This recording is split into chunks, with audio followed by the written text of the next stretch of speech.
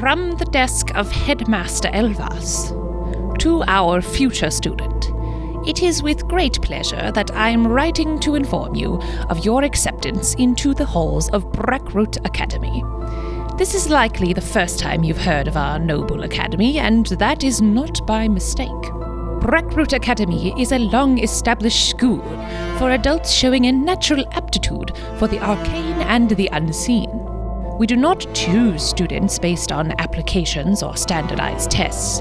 Instead, we rely on an ancient gem attuned to the esoteric properties of what laymen might call magic. The stone's origins are unknown, but it reveals students from all across the world who possess a connection to the supernatural. Recently, it showed us your image. Should you choose to accept this invitation, you'll have a month to tie up any loose ends. Our academy is a 4-year commitment, offering summer and winter breaks. You'll receive a full scholarship that includes room and board, healthcare and meals, as well as a small allowance for personal expenses to improve your quality of life. You're also entitled to one small to medium domestic pet. While here, you'll refine your sixth sense, gaining access to spells, rituals, enchantments, portals, and many other aspects you likely thought only possible in a fantasy fiction. Should you wish to hear more, simply open a journal that calls to you and write, "The path to Breckroot calls to me." If you do that, I'll invite you on a tour so that you can see the grounds and ask questions about what's expected of you. The only requirement is that you keep Breckroot Academy a secret. We can help you establish a cover story along with more complicated paperwork. We so hope to hear from you. May the clouds part at your whim. Dr. Emerson Elvas, any pronouns. Headmaster, Breckroot Academy. And sitting chair for the Foundation for the Recondite Arcane.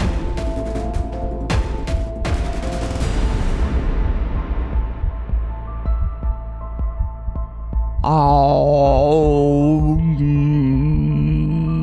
that was like an ohm from hell. That was like the hell ohm, the home, Hello. if you will. Oh no! Welcome. Okay.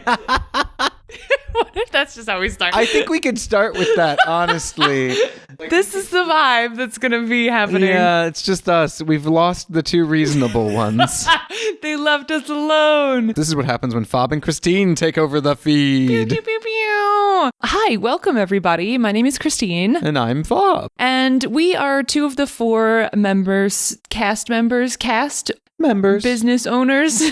One half of Dread and Breakfast. That's a great way to say it. We are one half of Dread and Breakfast. But today, we are not going to be playing Dread. We're not? No. Christine, what are we playing? We're going to play Tangled Blessings. Ooh.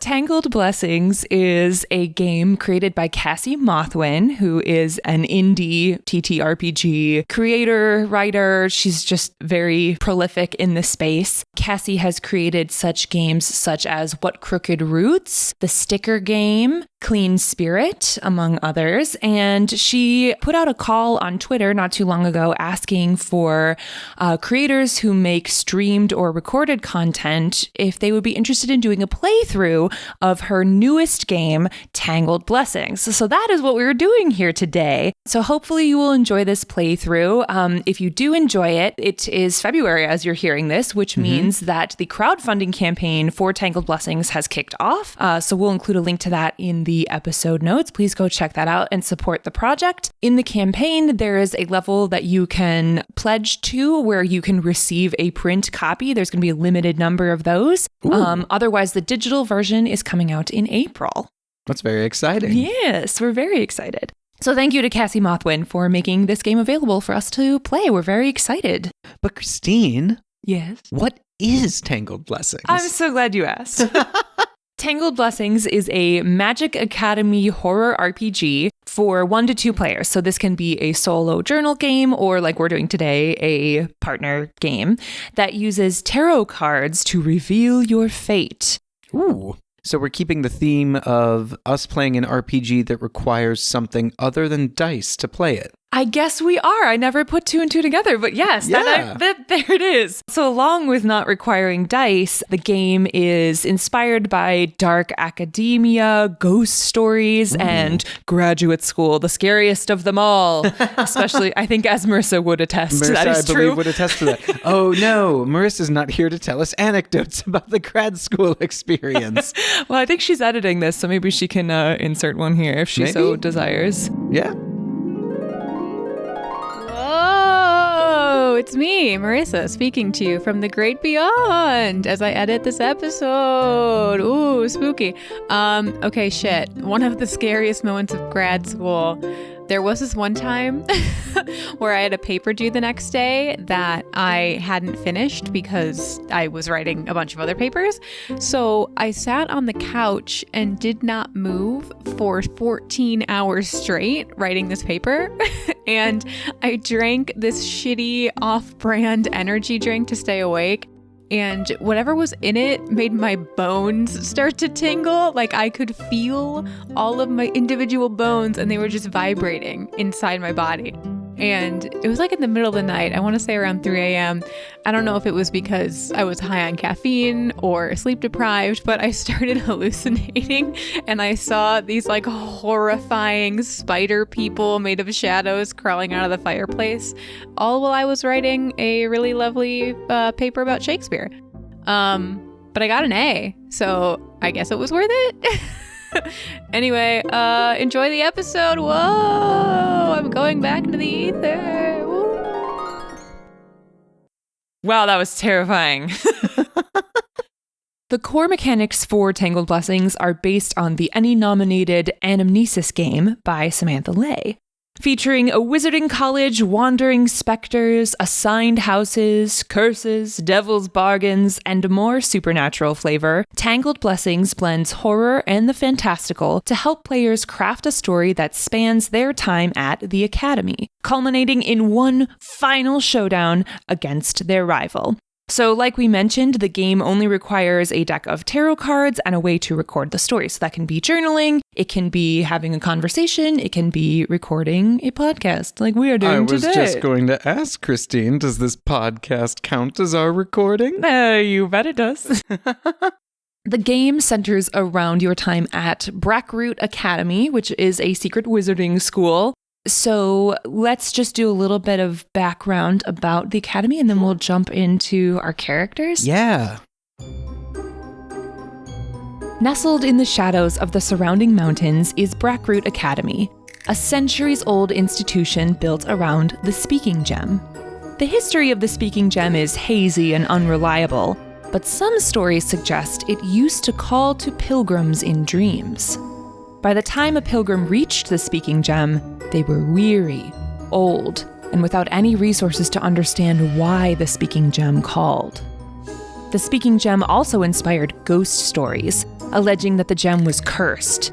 To dream of it meant your demise was on the horizon. Many perished on their trek through the wilderness to the Speaking Gem, and no one ever returned. If you made it to the Speaking Gem without dying, you were simply awakened, suddenly able to call upon the magic in the air. It took decades for a small village to take root at the Speaking Gem, and longer still for Brackroot Academy to be fully realized. After centuries of study, scholars have unlocked the power within the Speaking Gem, understanding how to tease out abilities otherwise out of reach. With generations of study behind them, scholars are willing to teach you. Brackroot Academy and the rest of this magical universe are carefully hidden from the normal world. The planes, or those without access to the arcane. There is a whole secret society of magic users around the world, and you've been invited to join.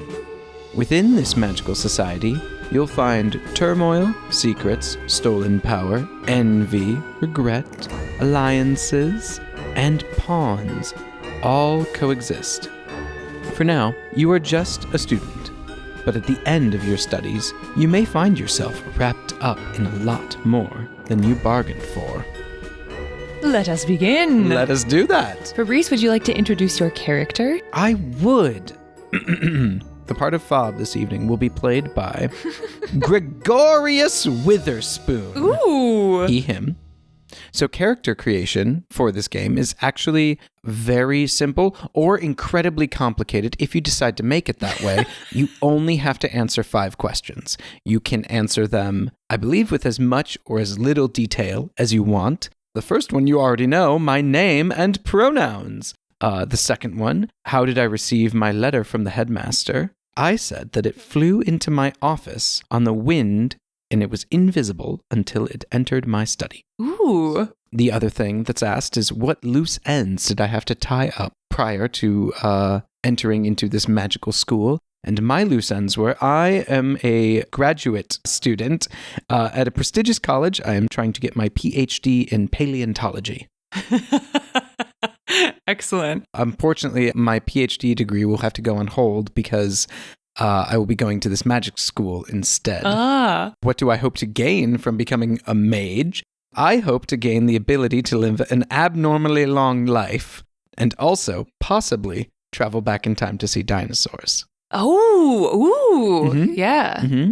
Mm-hmm. Okay. The last thing is, how did the speaking gem talk to you in dreams?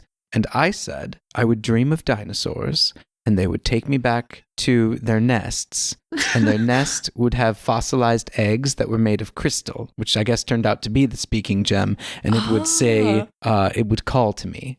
And then whenever I picked it up, that's when I would wake up. Wow. You're like dark academia Ross Geller. I definitely 100% understand that reference. Wow. Okay. Our characters are like, it's weird. I have like some similar themes in my character You're also as well. a paleontologist? Not a paleontologist, Man, but that would have been cool if we were both looking for bones. my character is named Jade Duchamp. She, Ooh. her. Okay. How did I receive the letter from the headmaster? Well, I am a sophomore at NYU, New York University, Okay. but I actually hate it there.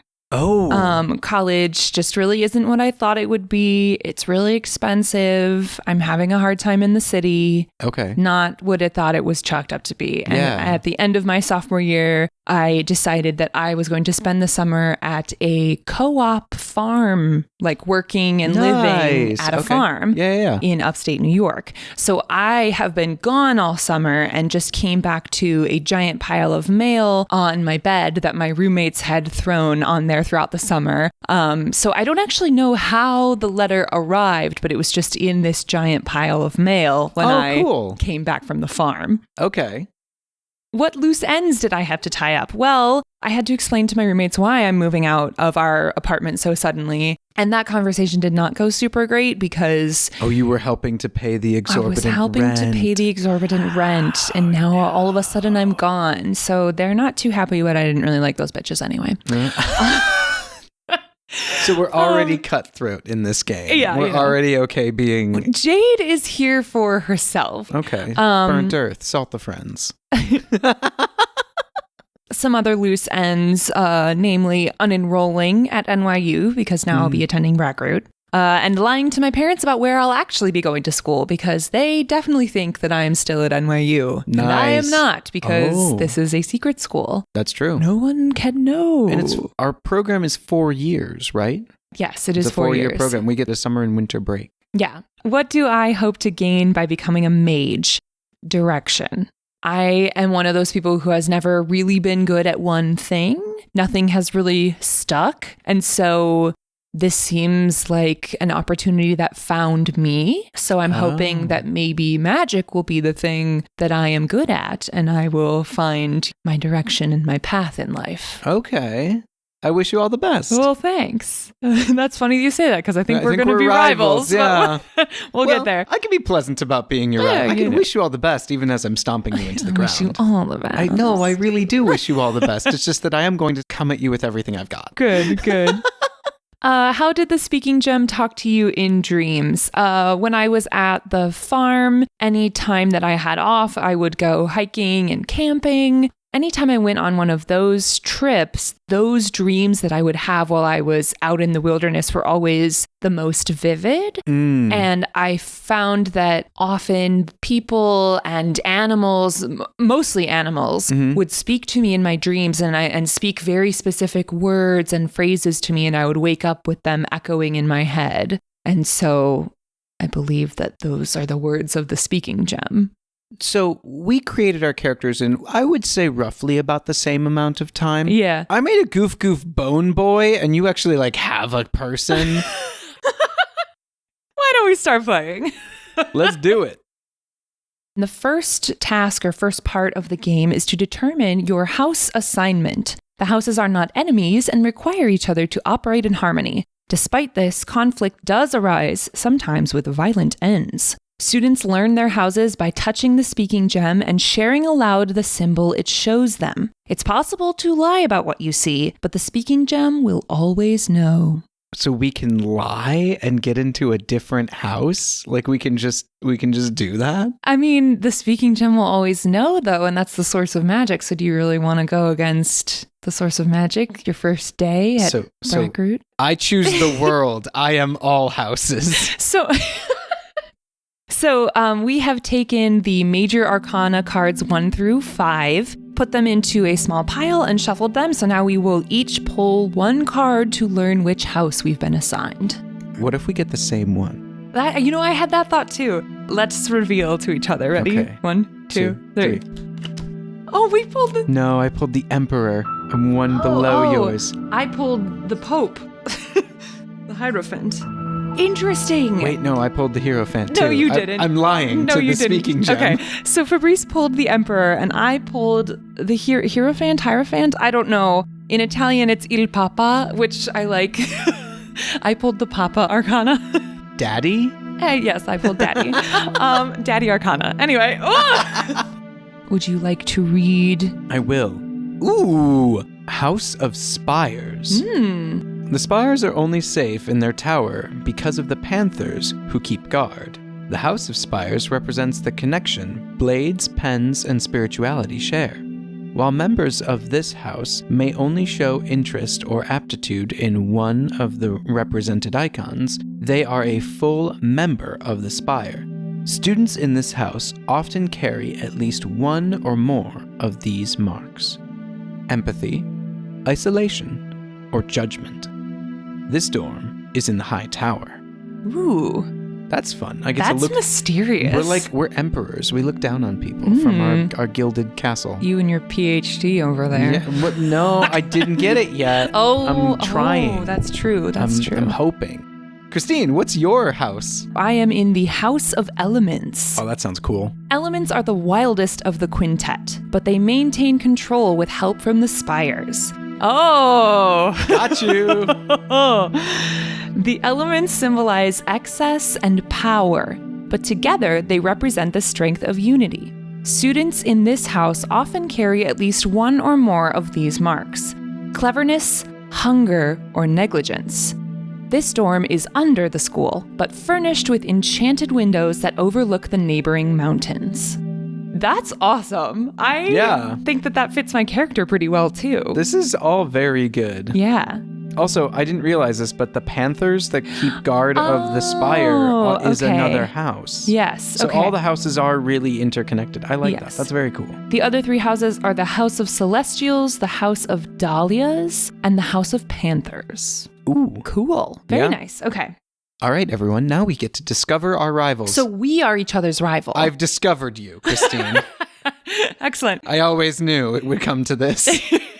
So if you're playing a single player game, there's some instructions for how to discover your rival using the cards. We will be each other's rival. Fabrice, do you want to read a little more about what the rival is? Sure. Your rival doesn't have to be an enemy. They can be a best friend, a family member, a virtual stranger, or a love interest.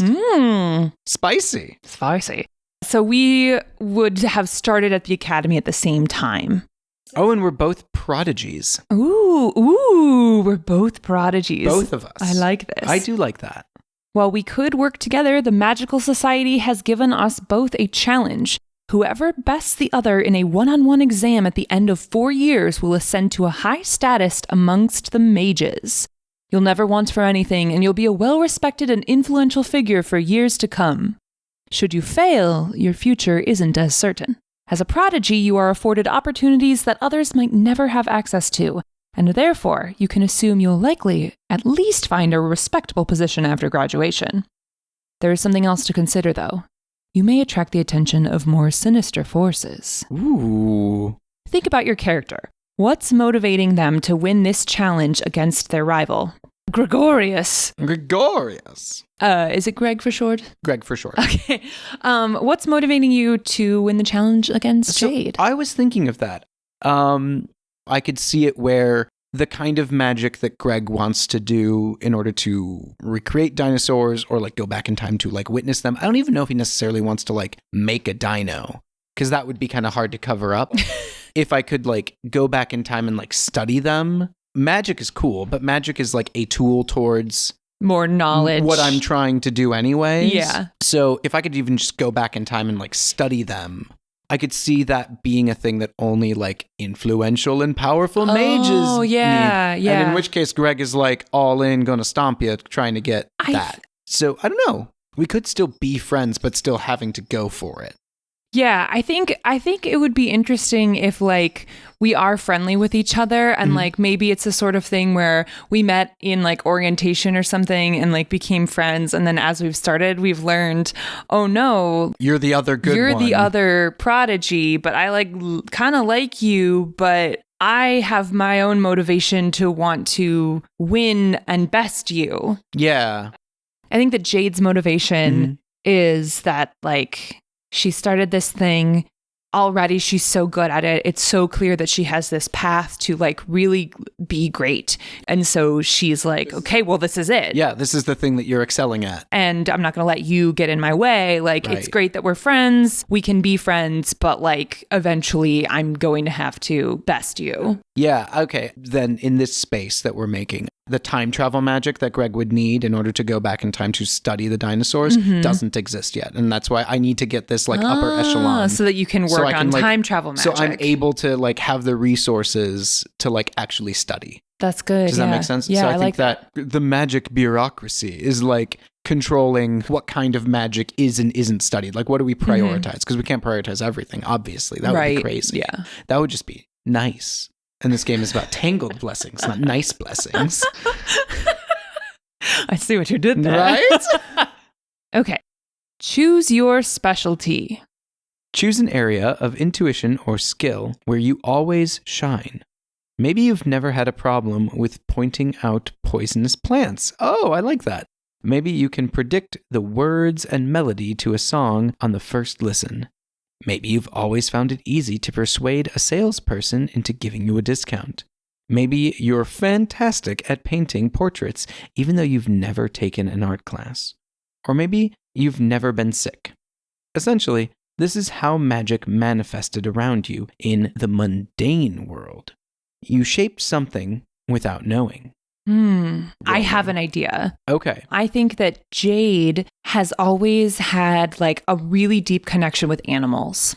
Like maybe not the greatest socially with people, but animals. This is why you did the farm. Yes. Yeah. So yeah, like the farm was like, there was maybe some agriculture, but there was a lot of like livestock. Animal husbandry. Yeah. And that was her thing because she could always get the cows to move to the next pasture easier than anyone else at the farm. The sheep never got too like upset when she was shearing them.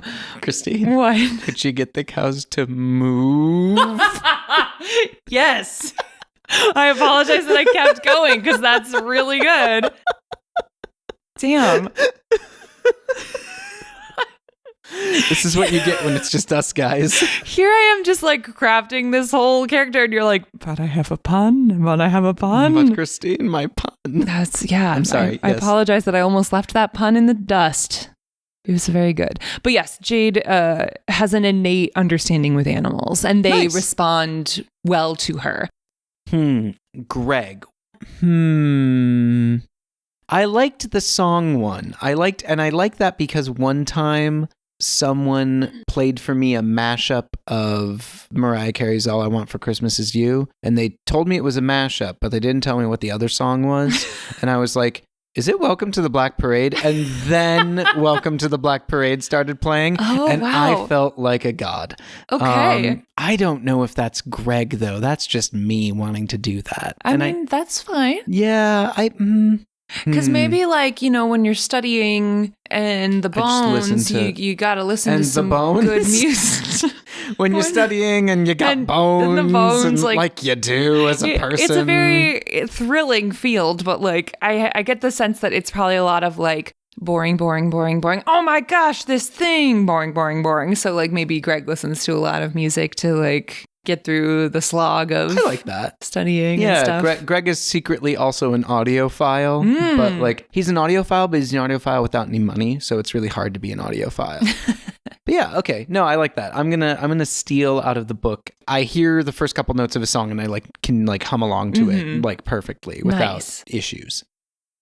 All right, so we are at the end of our 4 years at the Academy, and we will use the different decks of the tarot cards to recall memories. At the beginning of each year, you draw 3 cards from the corresponding minor arcana deck: wands, cups, pentacles, and swords. We are going to follow a special rule included to play a bit of a shorter game. You just draw 2 cards. So once we have our cards pulled, we will place them face down in front of us. We will then flip over the first minor arcana card and take turns reading the prompts associated with the card. We will draw from the major arcana deck and use the revealed card to inspire our response to the prompt. Ooh. As we're going through each prompt and scenario, we can talk about how are we both involved, how does each person remember the event, and did one of us maybe hear rumors that made it sound worse than it was. Oh, delightful. Gossiping. Always. We love it. We continue through with each minor arcana card, continuing with these sorts of scenario building prompts and discussions.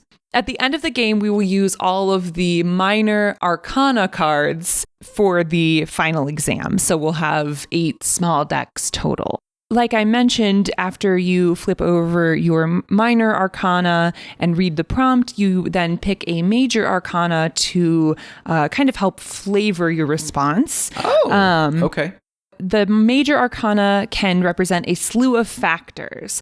How we interpret the major arcana is up to us. There's no wrong way to do it. But some examples to generate ideas is to use the artwork that's on the card as inspiration. Use emotion. Does pulling that card make you feel any certain way? There is a guide included with every tarot deck, so if that's helpful, you can use it for what the actual card is supposed to represent. And if after all of that nothing really is spurring, you can just pick a new major arcana. Makes sense. At the end of each year, we will shuffle the major arcana cards back into the deck. Okay. So the same arcana might come up in various years, which would be interesting. I'm taking the world. So our game is essentially unfolding how our 4 years at Brackroot Academy went. Let us begin. Let us do it. You're studying for your final graduation exam. You have a few hours before the trial, and you're doing your best to stay focused and remember the magic and lessons you spent the last 4 years studying. However, as you study, your mind drifts. Thank you to my mom for letting me borrow her tarot cards. A sentence I didn't think I would ever say out loud. There you go. There we go. Thank you to my friend Grace, who lent me a tarot deck. And actually, when I asked her if I could borrow one, she then gave me 3. So there you go. I appreciate you. Year 1, Wands. As a first year, you had a lot to learn. You had days filled with discovery and wonder, as well as moments crawling with turmoil and regret. To recall how your first year went, draw 3 cards from the deck of Wands. And the game is afoot. Ho ho! All right. Speak to me, tarot. Except we're only drawing 2. Oh, yes, we're only drawing 2. 2. Okay. Would you like to go first? Sure. Do I reveal both of them or just one? Just one.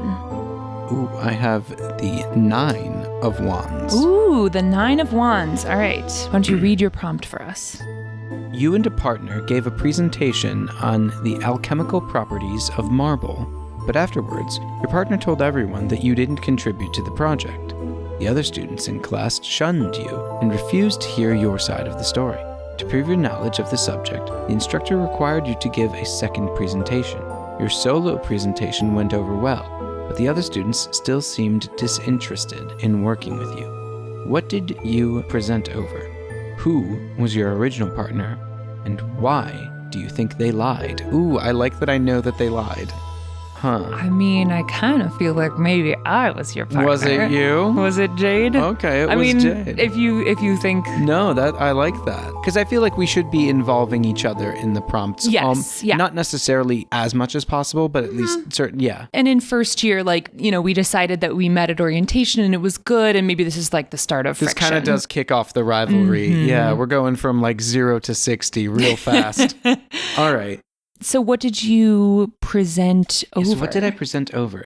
Well, I think, okay, that actually works out really well for Greg because rocks and fossils are just rocks. I think I would then present over like the alchemical properties of fossils. Maybe like fossilized bones are almost more potent for certain like things. Like you need like powdered bone meal for some things, but if you get like a fossilized one, it's like stronger. Yeah. Maybe. And like there once was life in it. Mm-hmm. Yeah. You were my original partner. And you lied because this is like just the start of our friction. Like we can see that we're the two aces in the class. Yeah. And so this was you kind of like trying to get ahead already? Yeah, I think that I was trying to kind of assert some dominance, maybe win people over.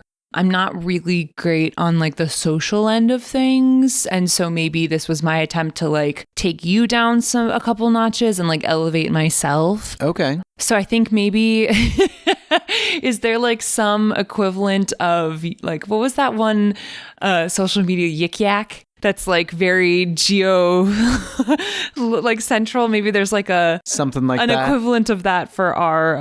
I think it's just you write a piece of paper, you say someone's name, and you just hit it with your magic, and then it just goes. And it just goes. So there's just constantly like paper airplanes flying across the. I like that. Okay. Yeah, there's just like a haze of paper airplanes. Maybe like during class changes, they're like everywhere because everyone's like you can't do it in class. You did like a big banner scroll that was like, and the airplane lands on the scroll and like the message reveals. Yeah, or something like that. And it's kind of anonymous because it's just like a plane, right? Yeah. So I think that maybe I sent a plane. Oh yeah. He didn't do anything because he doesn't that. actually know this much about rocks, but then like jokes on me because you presented this great thing about fossils and it was even better. The students though, they're disinterested in working with me. I'm getting that isolation. But the professor liked it though. The professor liked it. Oh God, I'm a teacher's pet. Like they did make me do another presentation, so they clearly believed you at least at first. Mm-hmm. And then they saw my second presentation and maybe I won them over. Yeah. Yeah. But I wanted to win over the students. I didn't really care what the faculty thought, but now it's like, and I have to like lean into that now because now like the faculty's on my side. That's all I've got now. Yeah. I like that there's like this big like message scroll like in like a public place that anyone can just like ping to. That's fun. All right. So I will flip over my first card. And I have the King of Wands. Okay. Oh, you found your familiar, a docile demon sworn to you on a rainy day when the isolation of studying was wearing you down. What animal form did the demon take? What name did you both agree to? How has the creature helped you at the academy? What did it ask for in return, and where is it now? I love this because I have like animal connection. Uh-huh. So of course I would have a familiar. This is great. I have a raven. I love that. So that's the form that the demon took. Yes. Okay. And this is dumb, but its name is definitely Edgar. That's funny. I like that. Did I ever tell you that one time in college, I took a costume and makeup course, and for one of my like midterms or something, I used makeup to turn myself into Edgar Allan Poe. You didn't, and I love this. We have a really similar bone structure. That's very good. That makes me very happy. So my familiar is a raven named Edgar, and Edgar helps me at the academy because I think Edgar helps me like remember things because like ravens can talk a little bit, right? Yeah. Edgar hears certain reminders or like homework assignments, and I'm negligent in that I don't write them down. So Edgar can remember and like repeat them back to me so that I will do better at school and remember all of my responsibilities. In return, I have to, he's just like voracious about eating mice. Just a voracious eater. Do you have to go on quests to like find food for him? Maybe, yeah. That's the thing that you have to do. Oh, you know what it is? Yeah. He's voracious and has a varied palate. So most familiars like just eat the same thing. Mm-hmm. And like Edgar, that won't do. So I'm constantly like smuggling things out of the mess hall for him. He requires special treatment. Yeah. I think I have like magic windows. My house is under the school. Oh, yeah. So actually, I think that Edgar probably lives in like a nearby like tree. And then in the morning when I come out, I have to like call to him and he comes to me and like goes around class with me. Okay. I was thinking he could do like, to kind of show his like demonic nature a little bit, he like burrows into the earth a little bit to get to like he comes in through like a hole in your like room. Okay. Like, I don't know. You can do, I like the tree thing where you have to call to him in the morning also. Maybe like on days when like the weather is poor. He burrows into the room. Burrows into the earth. Okay. I like that. That's very fun. What does Greg think of Edgar? I think when we were first getting to know each other, before we were like rivals, we were like, you know, share a little bit about me kind of thing. And you mentioned that like you're just really good with animals. But I think Greg definitely believes that this is just a bird. Oh, interesting. Like it's like, okay. I'm full of shit. I mean, maybe not even just necessarily that, but it's like, but you're good with animals. How do you know? Like, it's ravens are smart like, anyway. Demon. It's like there's no that it's just a random bird. That's just a raven. Ravens are smart. You're just. I mean, you feed it every day. What do you expect it? Yeah. Okay. Yeah. Demon. Sure. Yeah. I like that. That's good. All right. So we have Edgar the Raven. Are you ready for my second card? We forgot to do the Arcana, the major Arcana. No. Oh, shoot. Okay. You know what? Okay. Everyone, this is a live. Sorry, Cassie. Okay. Cast. Let's do this. Let's each pull a major Arcana and like add it into what we've already established, just so that we keep with what the game is supposed to be. I like that. All right. So for mine, I got, oh boy, death. Oh. I like this. This is the beginning of our rivalry. This is like the end of those like friend times that we had. Yeah. And this is the start of our competitive spirit towards each other. And I've been told that an interpretation of the death arcana can be change rather than actual death. I think we were, so up until this project, we were friends. And this was the thing. Yeah, this was the thing that happened that's like, oh, okay, now we're coming for each other. Gotcha. Good. Yeah. Okay. I pulled the moon. Ooh. The moon. I love the moon. And I love Edgar. That's just the thing about me, is that I love the moon. A big dumb rock. A big dumb rock in the sky that means so much. It's a big dumb good rock. Edgar came to me on the first full moon. He flew in on the first full moon, and that was how we were introduced. That's very good. Would you like to flip over your next minor arcana? My next minor arcana is the 8 of Wands. Ooh. Which you got the 9 and the 8. The 9 and the 8, which is also flavored by the sun. Ooh. Okay. So we'll see what I get from this. One day, you were swimming in creative energy, and you made a new enchantment, imbuing an object with never-before-seen magical properties. What was the object? What did you do with it? Were you able to attempt the magic again? That's interesting. That's with a cool the sun, one. My initial thought for that is I made something glow forever. But that seems like such a basic bitch spell that I feel like... But it's our first year. No, but I feel like that would have been, because it's a new... I do a never new before enchantment. seen. It's like someone did that. I gotta think. The sun... I imbued the sun with magic, and I no longer need sunglasses to... I could imbue my own eyeballs with sunglasses. Okay. You have transition lenses. I have transition lenses, but on my eyes. I do love how stupid that is. That'd be really helpful on digs when you're out in the desert. That sun just beating down. So maybe I actually did do that. They don't have to be transitions. They can just be magic. They're just magic. Like I just don't need sunglasses. Okay, I like that. It's never before been seen because no one thought to do something so dumb. Everyone's so focused on dark vision, and you have bright vision. Shine a light in my eyes. Look, I'm not even flinching. So what was the object? The object, I guess, is my eyes. Your peepers. My peepers. What did I do with it? Well, I just kind of lived my normal life, but better now. Was I able to attempt the magic again?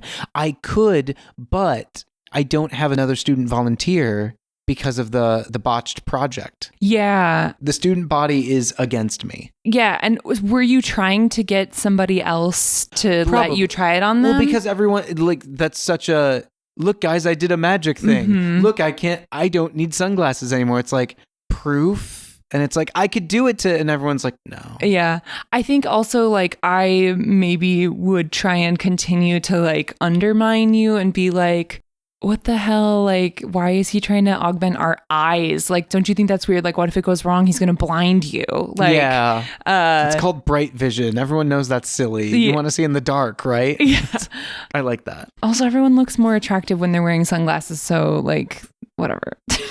There you go. That's true. All right. All right, Christine. Cool. So it's your turn. My next minor arcana is the One of Wands, which I believe is also the ace. Yes, in my deck it's a 1, but in general it can be also the ace. Okay. You attempted portal magic for the first time and it came naturally to you. All you had to do was envision a place and you could open a portal. Where did your first portal go? One portal attempt went wrong. What scar did it leave on you? Oh. Have you recovered? Let me pull a major arcana. Oh, I pulled death. Oh, no. Wow. Okay. Okay. My first portal was back to New York because I realized that I left my kettle in the apartment. Okay. And in my like dingy dungeon-esque like underground dorm, I just wanted to be able to like brew my own tea. Yeah. So my first portal was back to New York so I could get my kettle back. Okay. I like that. One portal attempt went wrong. What scar did it leave on you? Have you recovered?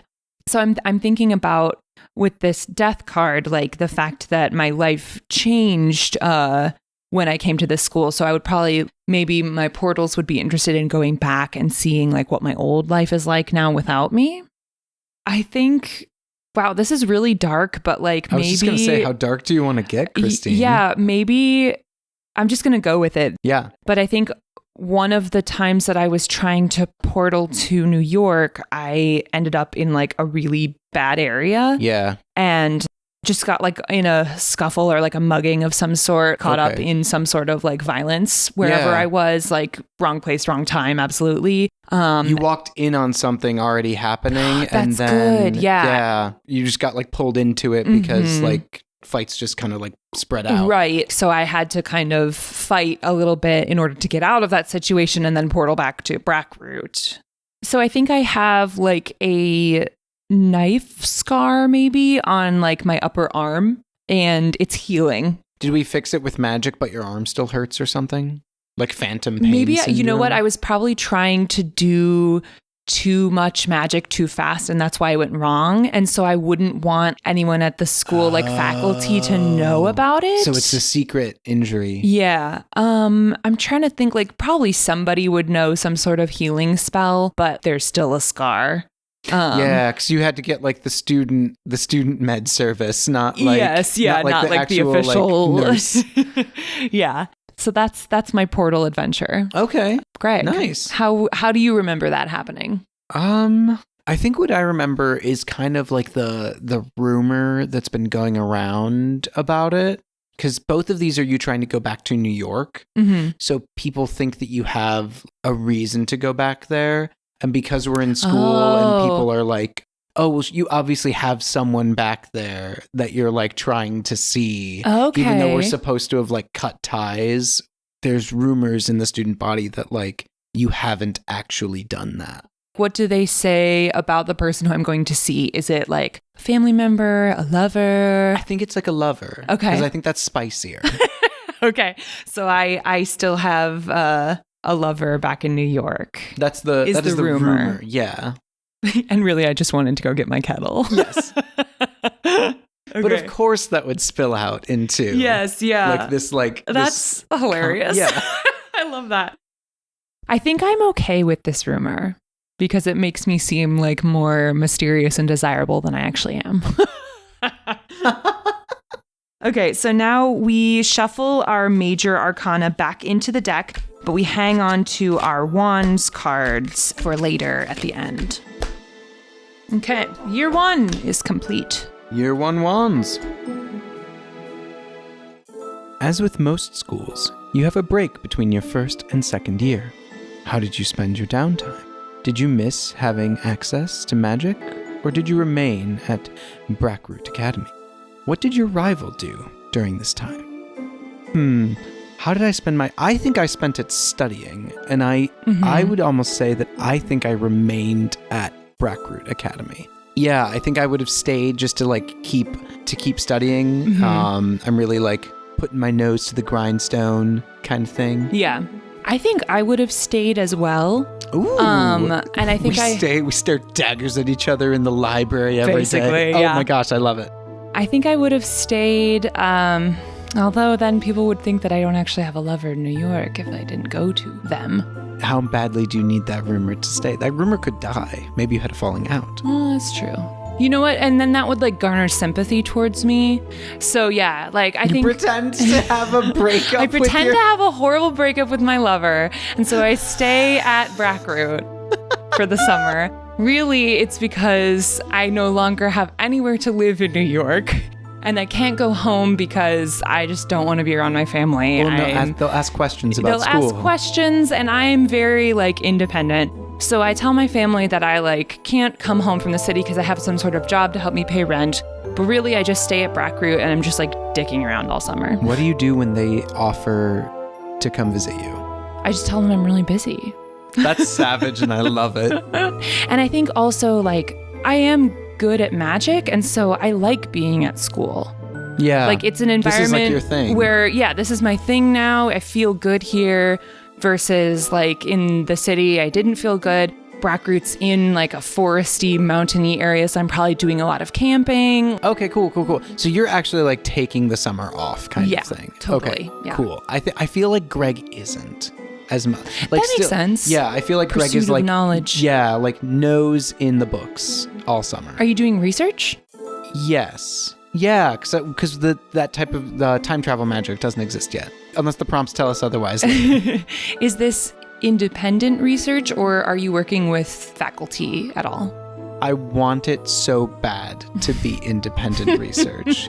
And there is a faculty member who has like forced their way into this. Okay. Yeah, they're like, no, here, like, I'll help. If I give you, like, a pass, you can, like, access these other books that would be, like, for third-year students or something. The restricted section. Yeah, the restricted books or whatever. The no-no books. That makes it sound dirty. No, they're not, like... I mean, maybe some of them are. I mean, who knows? Wizard erotica. Is that your wand in your pocket? Or are you just happy to see me? That's how they start. And now we transition to year 2. And year 2, everyone.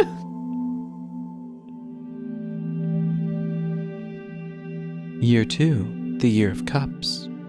Things take a darker turn as you entered your second year. All right, let's draw our cards. All right, my first card is the 7 of Cups. You tried your first solo ritual your second year. After 12 hours of chanting by candlelight without stopping, the ritual worked. Which of these did you perform, and what happened as a result? Revealed hidden knowledge, transformed an object, bound an object to place, summoned a devil, or spoke with the dead? Draw your major arcana for that flavor. I feel like the arcana will help me decide. What if I draw death again? I did not. I drew the Emperor. Wasn't that your house card? That was my house card. Interesting. Okay. I want to say I revealed hidden knowledge. I want to read about your house again. Oh, I don't like where that's going. Read about your own house. Keep to your own business. This is a difficult one. Were you trying to get secret knowledge about my house? Were you trying to come into my place? I was, and then I was thinking that like it would be good to like know something secret about the tower that you all live in, because then I could like use that knowledge somehow. Mm-hmm. But I don't know if that's like too focused on you and not enough focused on my schooling. I don't know. Okay. What's something secret about the tower? Would maybe a thing that you learn, because you're in the House of Elements, right? So I think, oh wait, no, this is good. Your magic can sometimes maybe like get out of control. That's how you got into the scrap with the portal. Because we of the Spires help you control that. Yeah. Maybe one of the secrets that you learned is like one of the things we're taught to that like helps that. So you can be a bit more independent. That's good. Yeah, so maybe it's not something physical about your like house that I learn, but just like in this ritual, I'm really trying to like channel the knowledge that the Spires have about how to control my magic so I can be better at it. Yes. And it did work. So I did learn a little more. I have better control over my magic, and it's less likely to go awry now. I like how we did that one together. That was fun. Cool. I like this. All right. Would you like to flip your first minor arcana? I certainly would. I have, the Eight of Cups. You discovered several runes carved into the floor under your bed. Ooh. Your research revealed that they were meant to imbue you with fear. Oh. What fears did you have at the time? How recent did the carving look? Who had access to your room to do this? Oh, that's interesting that we didn't pick physical stuff for you. So now it wasn't you that did that. So it wasn't, no. Yeah, I don't think I actually got in. Okay. So let's see. I've got death again. Again. Wow. Death is all over this session. So I'm going to take death in the most literal sense here. I was afraid of dying. Yeah. Because one of my things that I'm trying to do is also like extend my life out. Exactly. Ooh, so this is perfect. So this I feel like feeds right into that.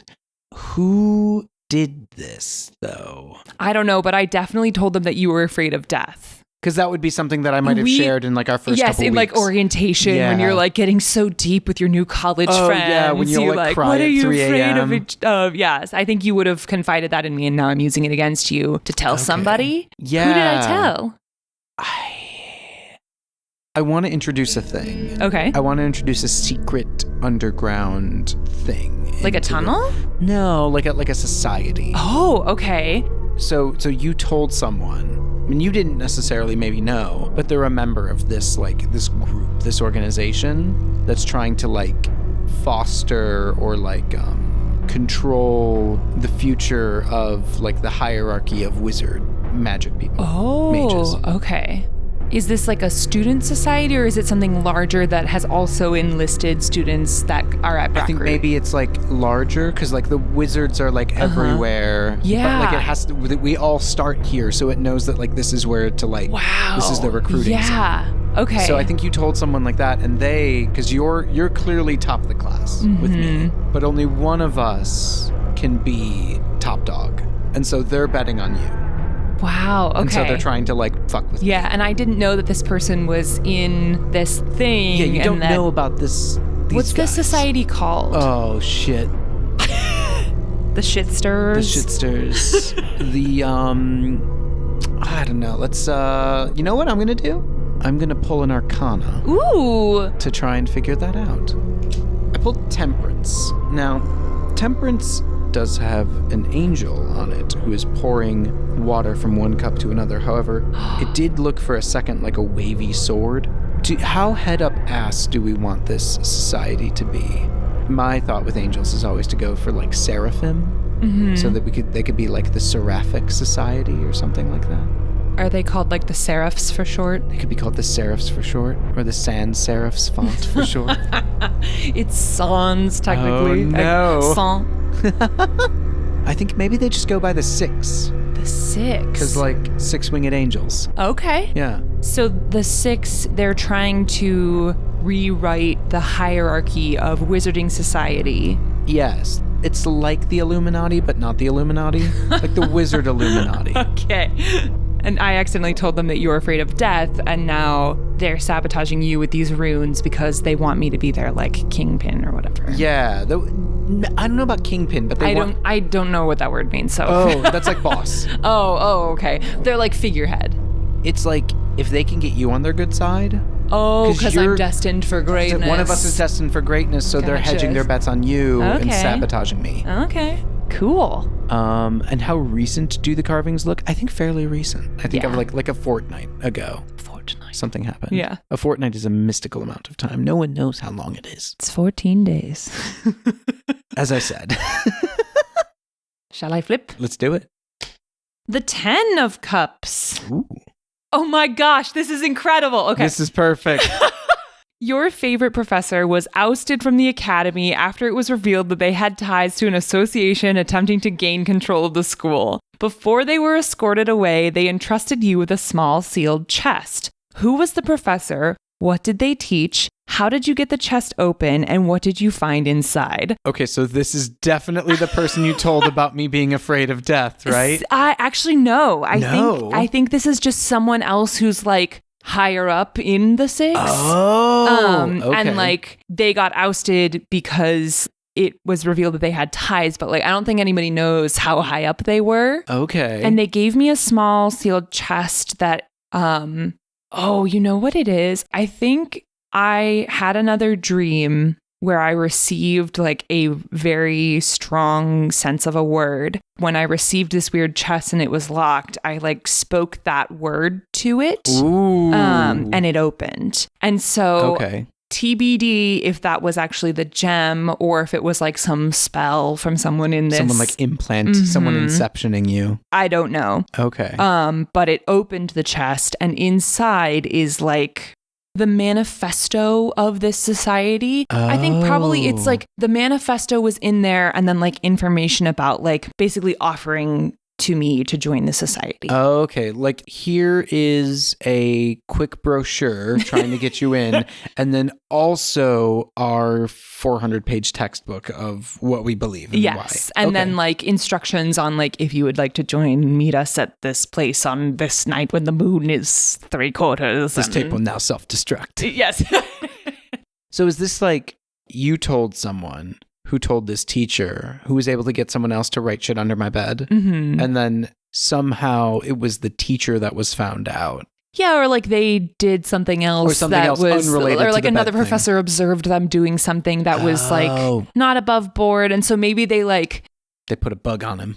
Yeah, I don't know, but like it was like enough small things added up to be like, okay, you're weird, get out. Like you don't have tenure. Oh, okay, so they weren't. Got you. So it was revealed that they had ties, but maybe not. They couldn't prove that they're like a card carrying member. Yeah, but like now I know this. Yeah. And I'm probably like, I don't think that I'm okay with the fact that my favorite professor is now gone. Mm-hmm. So I think that endears me towards the society, actually. Right, because the school is the one that did the bad thing. Yeah. Okay, cool. Interesting. Very interesting. Jade is turning out to be much darker of a character than I first thought. Jade's going to be like the evil empress at the end of this. Yeah. I forgot to draw an arcana again. It's okay. Well, okay, let's see. Let's flavor. Justice. Oh, that's perfect. Everything in the like information in the box was about how this is like the true just way for the wizarding world to be. Yeah. And so I buy into that. That makes sense. Guys, I drew the 7. The 7 was the one that I had. Was it? My first one. So now you get a ritual as well. What arcana did you pull? Let's see. Strength. Huh. I have an idea, and we don't, this is silly, so we don't have to go with this one. Well, let's see where it takes us. That's fair. My idea is Greg is trying to do a fun interpretation of object, similar to what I did with my eyes and bright vision. I would like wakefulness, like I am awake. Like I'm trying to think of how to synthesize that into an object. Did you enchant your coffee pot? That's a good one. I was thinking of somehow enchanting myself so that I didn't ever have to sleep again. Oh, okay. Like the object is me and the thing I'm binding myself to is wakefulness. You could like summon a devil and make a deal with them that you never have to sleep again. But then what's the consequence? Okay, I like this. So I summon a caffeine demon and I make a bargain with them that I will never have to sleep again. Okay. Okay. I never have to fall asleep. I can get by on anything with like 1 cup of coffee or something, but all coffee tastes burnt in my mouth. Oh, no, that is a curse. That's good. No. Yeah, I like that. But this allows you to study forever. Yeah, I can stay up forever. This is truly a devil's bargain. Yeah, this is good. This is good. How is this related to strength? No, well, now I have like the strength. Weakness of needing to sleep is gone. It's pure strength, baby. All 24 hours of my day. All right, a very eventful second year. I think so. I do say so myself. All right, so now we put our cup cards to the side and shuffle the major arcana back into the deck. The last month of the school year, you had strange dreams. The dreams became clearer as time wore on, and you realized it was the speaking gem calling to you. One night, you couldn't resist it any longer and felt compelled to visit the speaking gem after midnight. It showed you a secret path where others couldn't follow you.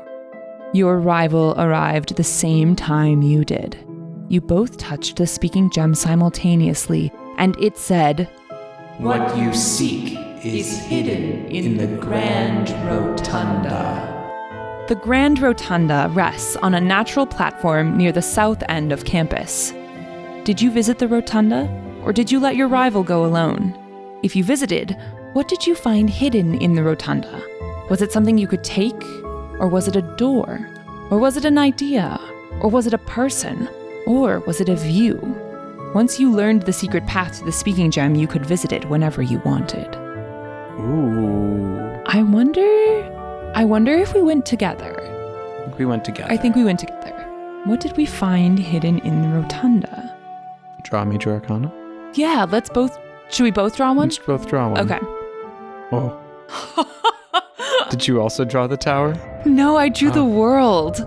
Oh. This is a really interesting combination. It is a really interesting combination from the nothing I know of tarot. I know the tower, they don't look like they're having a good time, and I know the world is supposed like change? No, that's death. Okay. When the world card appears in a tarot reading, you are glowing with a sense of wholeness, achievement, fulfillment, and completion. A long-term project, period of study, relationship, or career has come full circle, and you are now reveling in the sense of closure and accomplishment. This is fascinating, especially with the tower as the pair. The tower is commonly interpreted as meaning danger, crisis, destruction, and liberation. It is associated with sudden, unforeseen change. Oh my gosh, what if when we got there was like a vision of the end of our time at school and it's just something horrible is coming? It was a view of our the future of the school. Yeah. I think that might excite me with my secret society ties. Yeah. To be like, yes, everything's changing. Like the system is going to be destroyed. And this is very upsetting to me because I'm trying to use the system to go back in time to see dinosaurs. Yes. This is like so you do. cool. Yeah, I like this a lot. This is very fun. All right. Okay. Wow. Cassie, you wrote a good game. Yeah. This is great. And now we can visit the speaking gem whenever we want. I like that. Okay. Year 3, time to draw from the deck of pentacles. All right, you go first this time, Fabrice. All right. I've got... Ooh, the king! The fountain at the center of the campus courtyard supposedly grants wishes, and a group of your friends, dared you to make one. They all made wishes as well, each tossing in a coin of pure silver. Your friends didn't notice, but you saw that all the reflections in the water had red eyes. Ooh! Briefly, your reflections detached from your bodies and picked up the tossed coins. Your friends' reflections handed their coins to your reflection, and when you opened your real palm, You found the once tossed coins covered in blood. What did you wish for? What did you do with the coins? Ooh. Wow. That's really good. The Fool. Okay. Oh. Do you want to know what the Fool means? Sure. Let's learn a little bit. The Fool represents new beginnings, having faith in the future, being inexperienced, not knowing what to expect, having beginner's luck, improvisation, and believing in the universe. My initial thought was to make Greg dark, but I don't really think we've been doing that up to this point. I mean, this could be... We just had a vision that was very disturbing to Greg. That's true. So you have an impetus if you would like to make your character shift. Like that makes sense in the fiction of what we're doing. In the space. Yeah. I have a thought. Okay. What if Greg decides the vision from the speaking gem is real and like must come to pass? Like I don't see it as like a future that is to be avoided. It's more a future that is to be embraced because there is no changing it. Oh, wow. Okay. So I then have to go all in on the cult, the Seraphic Society. Like I have to, like I think I would wish to join. But is it really something that you want to do, but or that you feel compelled to do? I think it might be something that in that moment I feel compelled to do. And also that I know that in doing so, like I'm dooming these people. Wow. Like, I don't know that until after I make the bargain, right? And like then you after see the wish this happens, thing and then I have blood money in my hands. Oh, wow. So what do I do with the money? I think I bury it. I think I hide it. I do a Judas. Ooh, I take it back to the place. The Rotunda? The Rotunda. I take it there because it showed us a secret place in the Rotunda that only you and I could get to. I think I put the money there because I don't want anyone else to see it. And I don't really think you're going to go back there because it's kind of like for me, that was a traumatic experience. So I'm like, I don't think you're coming back here. So I might because I liked what I saw. And then you might see it. But I think that happens. Okay. That's where I come in. Yeah. Is that like at some point I come back to the Rotunda and I see this blood money and I know that you're the only person who has access here. So I know you put it there, but I don't know why. And now I know that you've joined the society. Oh, yeah. So like it's 6 coins. I don't know. They're called the 6. Yeah. I don't know if I know what, like, I don't think I get the whole thing because I'm not like understanding why now you're joining. And so I think maybe you're trying to like take us down from within. Oh, okay. Yeah. That's how I interpret that. Yeah. Well, because we are still rivals. So there has to be something going on. Yeah. Okay, cool. I like that. This is wild. This is very fun. Okay. Let me see what I have. I have the 8 of Pentacles. The East Wing of the Academy closed this year. A solid reason was never given, but something led you to investigate. Within the silent hall, you found black tar dripping from the ceiling, and a soft growl echoed from room to room. Why did you go there? What else did you discover? What did it want from you? Let's see what Arcana. Guess what I pulled? What did you pull? Death! Oh, hey. Our favorite card. Crazy how much it's coming up. Hey there, buddy. Okay, I mean, the East Wing probably closed just because it was old and they needed to redo it, is what they told us. Yeah, and that's like, guys, it's magic. You can just like, whoop, and there's the repairs. And I think that like my sort of elemental wildness, exploration desire that I have, like I wanted to go see like they put red tape in front of you and you're like, I gotta cross that. What else did I discover? Maybe this is one of the panthers. Are they real panthers or is that just like... I think that's what the house is called, but we can say that they have actual panthers. Oh, so I'm wondering, I didn't draw it reversed, but a reverse interpretation of death is resistance to change.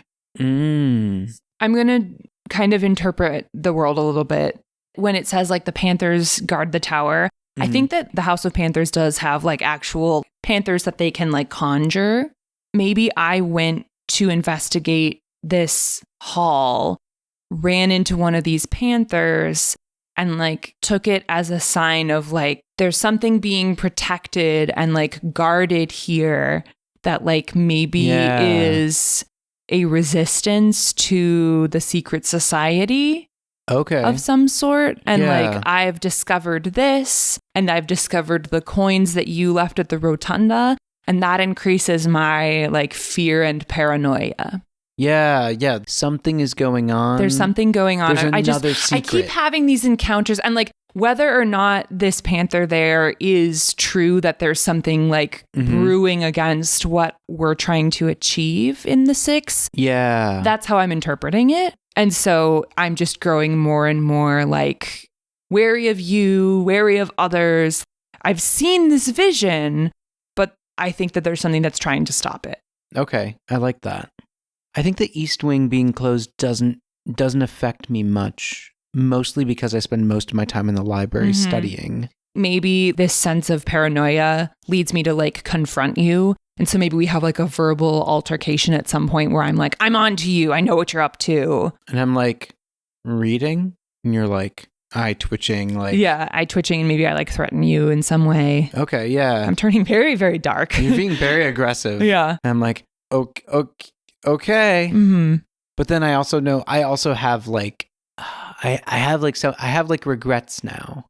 I wonder, does Greg feel any sense of like foreboding or like guilt if I'm like, I know what you're up to, and like you've just had this vision about like your friends are going to I think you're onto me, but in a different way. I think you're onto me, but like I think you know about me like sacrificing them in some way. That shakes me up. But you see that as me being like on to me for like, oh, he really is doing something. Yes, yeah. Ooh, this is fun. Yeah. Case of intense miscommunication happening here. Yeah, I love it. All right. What's your second? My second is, the 2. You attend a private club event as a trial guest. This is perfect. Your written invitation indicates that if you behave, you might be invited as a permanent member, where you would enjoy the constant support of club members. During the outdoor event, everyone wore white, featureless masks. A skeleton was on full display for the duration, with members on stage bowing and chanting to it. At the end, the skeleton raised a single hand and pointed at you. What did your research reveal about this group? Did you wish to join as a lifelong member? So this is the 6. Yes. This is 100% the 6. This is crazy that this thing that you introduced is like so incredibly relevant. I like this. This is very... Yeah. This is one... I feel validated. Yeah, it's very good. So going dark, because I feel like we're going there. Yeah. I think the skeleton's one of my friends. Like it's one of the 6 people that we threw wishing coins into the well. So what did my research reveal about this group? I think like what they're trying to do, like how they're trying to take like shape the future of like wizarding. And now that I know that these are the people like in charge of like magic and how magic can be studied and stuff, I know that I need to get in, and I need to get in their good graces, or I'll never be able to realize like my dream of wanting to go back in time and see dinosaurs. We keep bringing back to that very silly thing, and it's keeping the game a little light. I like. Are you wishing to join as a lifelong member, or are you hoping to like get out at some point? I don't think Greg is really thinking past being able to see a pterodactyl live in its natural habitat. Yeah, I guess you're going to go back to before this society was around. Yeah. Well, I don't think I'm going to live there because that would be madness, right? I mean, unless I can like sustain myself on magic. Ooh. Okay. Sure, I'll be a lifelong member. Like I'll be whatever I need to be in order to get the magics to go back in time. Yeah. And it's probably very attractive to the 6 that you are working on living like forever, because then they could if I can. Yeah. So maybe that's the thing that okay. So I have 2 grant projects, right? And I'm using the money I'm funneling the money from my Live Forever grant into my passion project, which is sea dinosaurs. Sea dinosaurs. Oh, I guess I never drew my major arcana. Oh. Because it just fits so perfectly already. Yeah. It's the tower again. Okay. Oh. So, I mean, this is the end of me not being... This is the end of my isolation. I'm now like I'm joining a thing. I'm becoming and part you're of a joining thing. this dark thing Yes, too. I'm not. Yeah, this is the end of Nice Guy Greg. Oh, no more Mr. Nice Dino. No more Mr. Nice Guy Greg. Okay, my next card is the 5 of Pentacles. Ooh. 2 of Brackroot's towers are joined by a narrow, uncovered bridge. Walking across it one day, you had a strange sensation, and when you looked around, you realized time had stopped. A figure cloaked in black walked towards you, through you, and stepped over the edge of the bridge. A frenzied whisper immediately echoed around you. They didn't tell me what I saw. Time resumed, and a new statue was in place where the figure jumped. What do you think the spirit sold? What does the plaque in front of the new statue say? Oh, and my major arcana is the Magician. Interesting. What? Okay. What if that's one of the other people? One of my other friends, and they are also now dead. Mm-hmm. Like they wished for something, but they sold their life. Now they're a statue? I don't know. Did they wish something about the society or about you or? I think their wishes were kind of like superseded by mine. Okay. In my mind, it's like everybody tosses in a wish. The monkey's paw of the fountain is that like the most powerful person gets their wish granted. And everyone else kind of just gets a bit screwed when you all wish at the same time. But this person didn't know that it might cost their life too. Right. No, they had no idea. Okay. I think that's an unknown thing about the fountain. Like it's rumored that the fountain grants wishes, but it's unknown that sometimes when it does, it's bad for the others involved. I like that. So the spirit, they sold their life for this wish. And I think the new plaque says power has a cost. Oh, I like that. So the Magician is like the number 1, the first arcana, first major arcana. In my head, that's kind of the like most important one. Yeah. And I'm kind of on this path with the 6 to be like really important and influential. And I think that perhaps there's like some sort of secondary plot that once they get power, they're going to kill me. Ooh, okay. So like I am being used. This is like the spirit trying to warn you. The spirit's trying to warn me that like power comes at a cost, and it might cost me my life as well. Yeah. Do you think Jade picks up on that? I don't think Jade knows the entirety of the plot, but with the previous paranoia that she has had, I think she understands that her life is in danger. Oh, the second part of that plot was that perhaps now that you've joined, and this was like spurred on with your joining, is that they will put you in my place.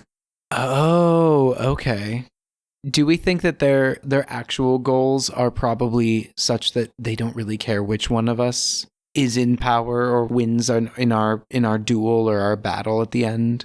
I think that maybe like I have potential to become too powerful, and like maybe they know that you just want the dinos, and so like they could lift you up and like still you would get what you want. They get the living forever. You still get to see dinos. There's no worry about someone too powerful. Like, does this make sense? I like it. Yeah. Okay. Yeah. Cool. I think it definitely makes sense for Jade to be thinking along these lines. Yeah. Where like paranoia is just like kind of like sinking in. Mm-hmm. But maybe I don't know the true plot, so I still think you're coming for me for my life. Yeah. Do you know anything about this? I don't think I do. Okay. I'm joining because I think it's what I have to do in order to get the access that I need. Cool. This is very cool. Year 3. Oh, Year my. 3, man. All right, here comes year 4. This year closed out with the alumni-hosted Masquerade Ball, a 6-hour formal event celebrating the achievements of Brackroot's graduates. It was your chance to network, party, and fully embrace the magical world that could await you. Who did you go to the ball with? Who did you dance with? Who surprised you? And who was escorted out? I could see you being the one that was escorted out. I had that thought too. Because you got too crazy. Yeah, I had that thought too. You got too like, who are you doing? What are you doing? Like, you know? Yeah. Did we go to the ball together? No, I think you're going to kill me. But was it like now hang on, hold on. Was it like the super next level chess tier move? you go to the ball with me so you can keep your eye on me. Because then you know where I am. Keep your friends close and your enemies closer. Yeah. Maybe I was encouraged by some members of the Six to like, maybe we didn't go together, but I think we danced together. Yeah. Yeah, the ultimate tango. The ultimate tango where it's like you think I'm trying to murder you the whole time, and I'm just trying to remember which of my foot is not left. I think Greg is using this as a networking event. Like, I think I've been very, very isolated for most of the time. Like, I think the 6 friends that I made were like underclassmen, right? And I'm like trying to network with the 6, trying to like get where I need to be. And the alumni are all there too, so. Right. Oh, you know what? I probably went with like another student leader of the 6. Okay. Yeah. And this was like their secret way of kind of like announcing who we are and like asserting that. But then like I started getting all paranoid when they were like, you should dance with Greg. And I like made a whole scene and got escorted out. Like after, like the dance was too much. Yes. And maybe like my behavior might have, the plot to take me out might have been like a small thing. And now they're like, oh, absolutely. Yeah. Like she can't handle it. She can't handle this. Okay, I love that. I mean, I hate that, but like I love the story. Yeah. So who surprised me? I think you surprised me by like flipping out. I think you surprised me by asking me to dance. So we surprised each other. Okay, yeah. Very dramatic ball. And now we move on. Oh. Oh! So we both found that out live. Wow, okay. Who was found murdered in the hall? I was not expecting that. I also was not expecting that. One of my friends. One of my 6 friends. What if it was my date? Oh, that's better. Yes. Really, it would be cool if it was me, but we have another year to get through. We have to get through that. Maybe someone tried to take me out and they got my date instead. That night was actually supposed to be when they would take me out. And like my behavior confirmed that. So they were like, okay, just do it now. And instead, like something went awry with the assassination or whatever. And they got your date. And they got my date instead. Oh, that's tragic. Yeah. That's so cool. Okay. R.I.P. unnamed date. You lived a short life. What a pawn you were. Yeah. Oh, man. What a curveball. All right. That brings us to year 4, the Year of Swords. The academy was changed when you started your 4th year. Harsher and colder. The recent death left a layer of gloom on all activity. Let us draw our cards. The 8 of Swords. Seniors are required to study the creatures in the surrounding forest, and they're often trusted to do so alone. While you were making notes about a new discovery, you heard what sounded like a woman singing. You'd learned enough to know that it's never a good sign, so you packed your items to leave, but the woods had shifted around you, obscuring the trail, and the singing grew louder. What was stalking you, and how did you escape? And the major arcana is the Hanged Man. Ooh. I want to look up a little more about the Hanged Man. Okay. The Hanged Man is the card that suggests ultimate surrender, sacrifice, or being suspended in time. Wisdom, circumspection, discernment, trials, sacrifice, intuition, divination, prophecy. Okay, so I realized during the last year that I had forgotten about Edgar, my familiar. So I think that actually the singing was Edgar. Okay. Like warning me that like something was coming after me. Yeah. And I think that Edgar's song helped me escape. Do you know what the thing was that was coming after you? I mean, probably was another like assassination attempt. Yeah, they're trying to get you while you're out on study. And maybe instead they get Edgar. Yeah, it has to be that way now that we said it, doesn't it? That's tragic, Edgar. Ultimate sacrifice. The ultimate sacrifice. So many people are dying in my place. I know. Ugh. Does Greg have any insight on that event? I don't know that I do. That's an outside thing. I stay inside. Okay. Because I don't know that you would tell people about that necessarily. Maybe I do tell you. Because I'm like, well, that couldn't have been Greg. Because he doesn't go outside. I don't. So I think that now I'm like, well, shit, is he the only person I can trust? Oh. I think I tell you in desperation that like I am being hunted. Someone has tried to take me out twice now. Okay. And I thought it was you, but it couldn't have been you. Yeah. Like, what do you know, or help me? Like, okay, yeah. And then I tell you about the runes under my bed to try and like there's a conspiracy against both of us, maybe. Ooh. All right, I like that. Yeah. That's fun. I mean, that's fun. Okay, I drew the 7 of swords. It's a man carrying too much. One evening, you traced a new path back to your dorm room. Along the way, you heard several voices you recognized chanting in unison. When you peered into the room with the voices, about 20 people in dark hooded cloaks immediately stopped chanting and turned to you. A voice commanded you to leave before slamming the door in your face. What else did you see in that room? What did you do after? Whose voices did you recognize? Now, what do you think of this, Christine? I think this is a room adjacent to or like near where your dorm room would be. And I think this is like another kind of plot or something happening against you. And they don't want to include me in on it. Like they don't want me to be a part of this at all, so they just close the door. What else did I see in the room? Oh, my major arcana might help with this. Justice. Interesting. So can I offer like... Please. Perhaps like this happens right after I come to find you and tell you that I think that like my life is in danger. And like seeing this confirms that like... Because I was kind of thinking that you're just kind of losing it. You're cracking under the pressure of studying. You're just you're just going all crazy. And then it's like, oh no, it's real. Oh no. Oh dear. So what? Okay, so yeah. What do I do after? I think I go back to you. It's like, because I don't have to sleep. That's true, yeah. And how could you after seeing such a horrifying thing? Yeah, and I'm not sleeping because I'm so paranoid. Right.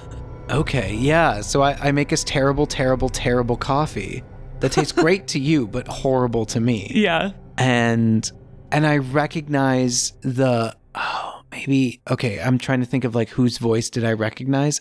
I'm trying to weave in those like other friends of mine that like I had to give up. I think I either like I saw one of them dead in the room, maybe? Or it seems like death is kind of a very rare thing to happen here because there was one dead body and the school got in a tizzy about that. So maybe not a dead person. But maybe like one of your friends also got scared and so joined the society as well. In a similar way, like as you did, as a protective measure. Yeah, but I'm seeing it as a very like offensive thing now because now I can tell that they're trying to like harm us. Yes, this is very fun. Harm you in that you won't win. That you won't win the final exam and you won't get to see your dinos. Right, and harm me by killing me. Yeah, equal stakes. Honestly, equal stakes. Really. Yeah, they're both equally bad. Okay. So then we come back together. To like debrief and we know this knowledge. And I flip my next card. The Queen of Swords. Ooh. You notice that a statue you walk past every day had blood flecked across the sword it held. The blood seemed fresh and you could sense the vague smell of illusion magic. Was the blood an illusion or was the illusion hiding something worse? Did you ever figure out who was responsible for the spell? And my major arcana is Justice. Isn't that the one you pulled? That's the one I just pulled. Oh my god! Okay. Okay. Oh. I have an idea. Yeah, what is it? The blood was always there. Ooh, the blood's been there for 40 years. The blood's been there for 40 years. Well, no, it's like the illusion magic. I think the reason why it's like the vague smell is because it's dissipated. And so like the illusion of like a clean sword has like gone. Oh, like it seemed clean, but the magic is waning and now we can see the blood? Yeah. Okay. Ooh, I feel like we're seeing a sign that is like kicking off something that's about to happen. Yeah. Like, you know how we had that vision of like the school coming to an end? That's what it is. I recognize this as a sign from the society that like whatever plot we have been working towards to like take down the school, that's the go sign. That's happening now. Okay. And so That's crazy. There's an attempt on my life. I come to you. You realize I'm telling the truth about being in danger. And now we know that this plot is like about to unfold. It's like, okay, it's going like now. And then I flip over mine. The 3 of Swords. During a campus-wide ritual, you joined all the seniors in chanting a chorus spell. The banquet hall was filled with echoing voices speaking in unison the ancient words that kept the academy protected from beasts and dark magic. You weren't ready when a dagger silently slipped between your ribs. Oh! The sharp pain making you stutter, falter, and lose your breath. Who did you grab onto as your knees gave out? Do you think the protection wards will hold despite the interruption? Did you see who stabbed you? So, not going to answer these in order. That's fine. The protection wards will not hold. Oh, Because this is the whole thing. Yes. This is the whole plot, right? This is them kicking it off. Yes. Who did I grab as I fell onto my knees? I feel like we're still together, Yes. right? So I grabbed onto you. Yes. And then, did I see who stabbed you? I don't think I did. No. But I think I know But we know just inherently. We know it was one of my 6 friends. Yes. Yeah. Oh. I guess major arcana. Which arcana do you have? The Chariot. And they got away real fast. That's why I couldn't see them. That works for me. Wow. Okay. We know what's happening. We know what's We're happening. like bonded at this point. Yeah. This exam is coming up. We know the end of the school is coming. What are we gonna do? I don't know. Do we have a last break? No, the final exam before graduation. It's the final exam. Okay. Oh my gosh. Okay.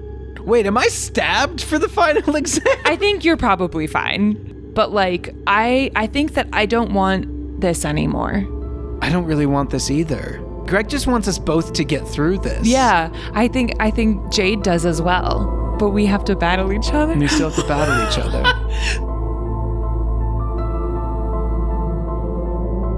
The final exam before graduation. Dawn arrives and closes out your study session. You and your rival gather in the banquet hall, locking eyes before the first section of the exam begins. The Academy has prepared a makeshift stage to display your abilities for all. After watching you two grow in power and stature the last 4 years, every instructor is seated and ready to see you face each other.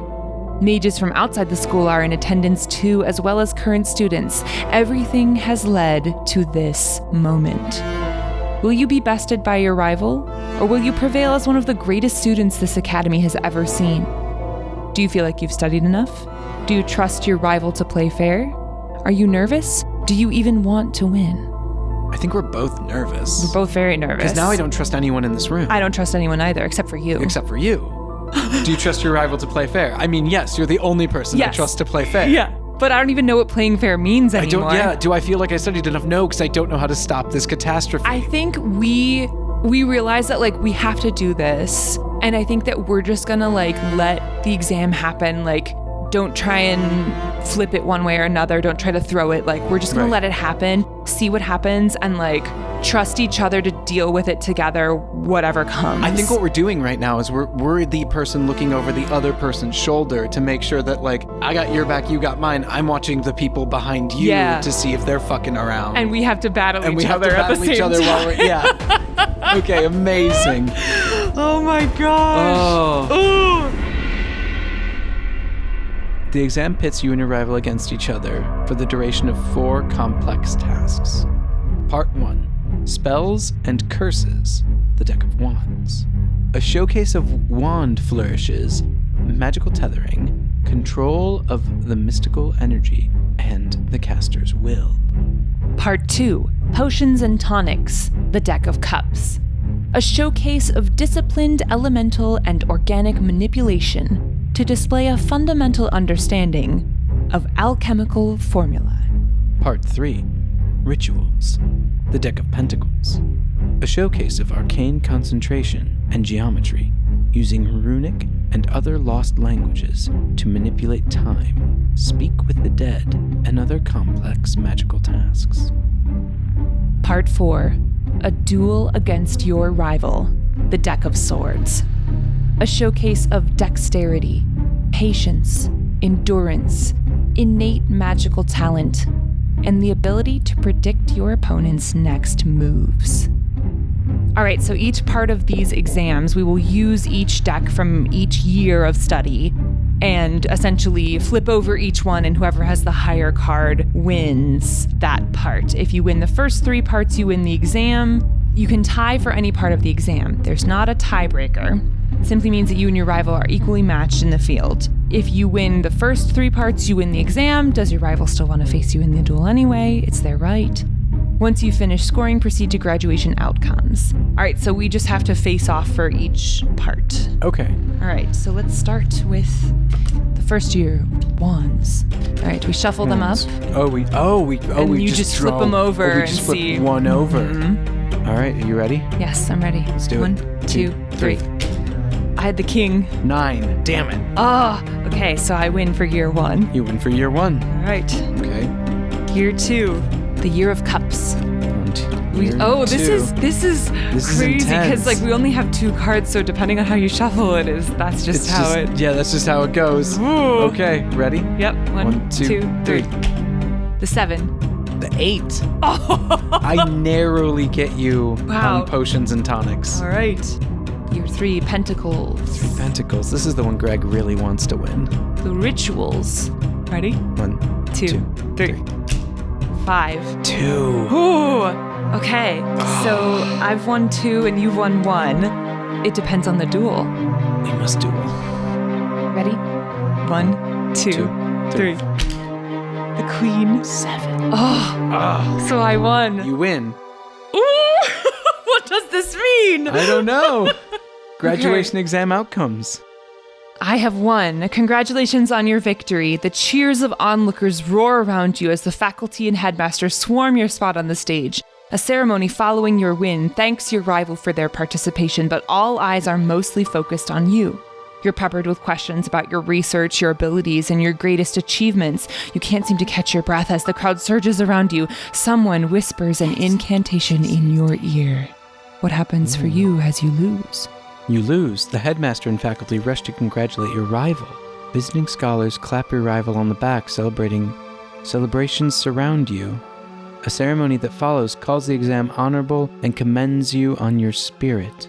Even though you didn't win, you're still a powerful magic user, and there's much you can do following graduation.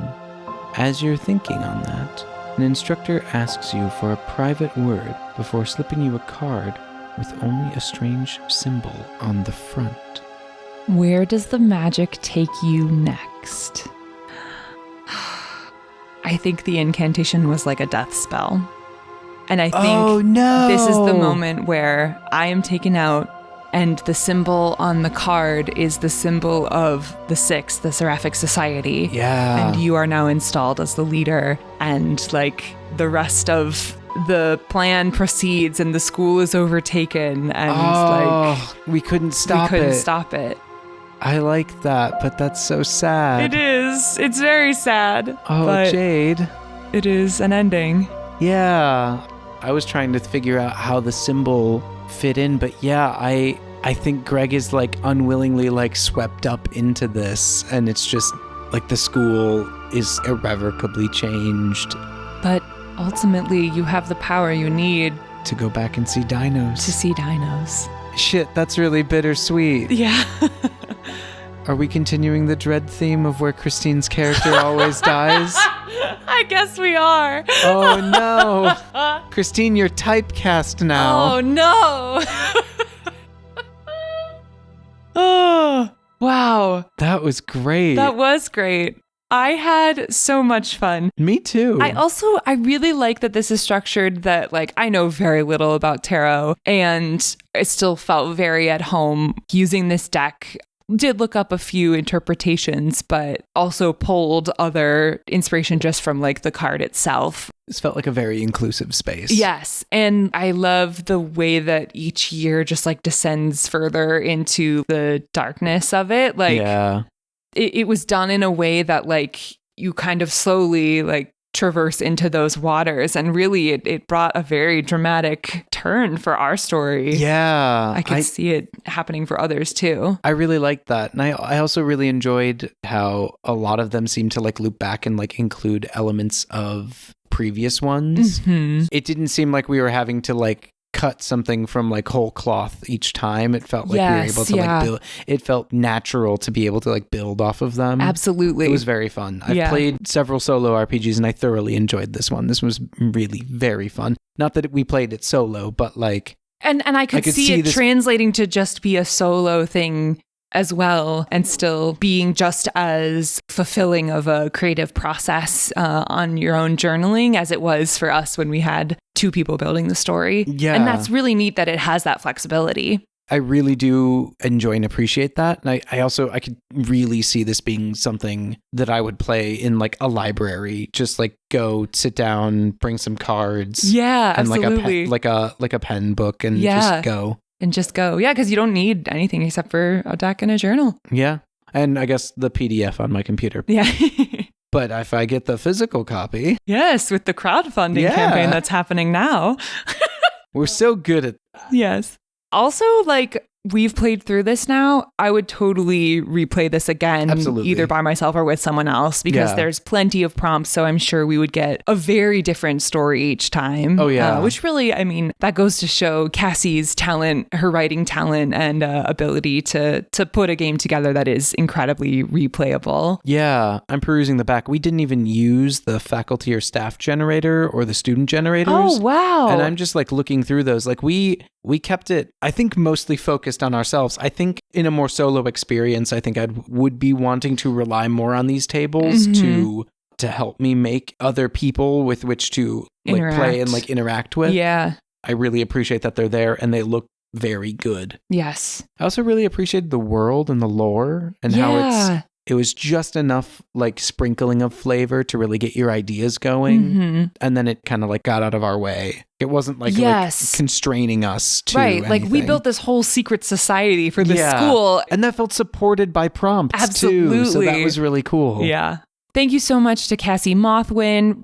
She's on Twitter. She's on Tumblr. Look her up on Itch.io. I think that's how that's pronounced. I've only seen it written out. And please also, of course, check out the link in the episode description to the crowdfunder campaign for Tangled Blessings. Thank you so much for joining us for this special edition of Dread and Breakfast. I've been Fob. And I've been Christine. And we will continue to be Fob and Christine after the recording stops. And forever. Forever I will be Fob. Let us know if you enjoyed this playthrough of a solo duo RPG, and we might do something more like this in the future. Who knows? We don't. It's not us. Cue music. Outro. Outro. Whoa. We had a blast. Yay. Love you all. Thank you again for joining us for this special edition of Dread and Breakfast. There's only one more day to support this project on Crowdfunder, so be sure to check it out. There's a link in the episode notes. How handy. And a huge thank you to Cassi Mothwin, the author of Tangled Blessings. You can find out more about Tangled Blessings, Cassi Mothwin herself, and the other wonderful games she's created at her website, CassiMothwin.com. That's CassiMothwin.com. She's also on Twitter at Countess Cassi and is a very fun follow. Season 2 is growing closer, growing stronger as we weave our tale together. In the meantime, you can follow us on Twitter at DreadandBeFast or on Instagram at DNBPod. Our website is dnbpod.com. Thanks again for listening. We'll see you all dreadfully soon.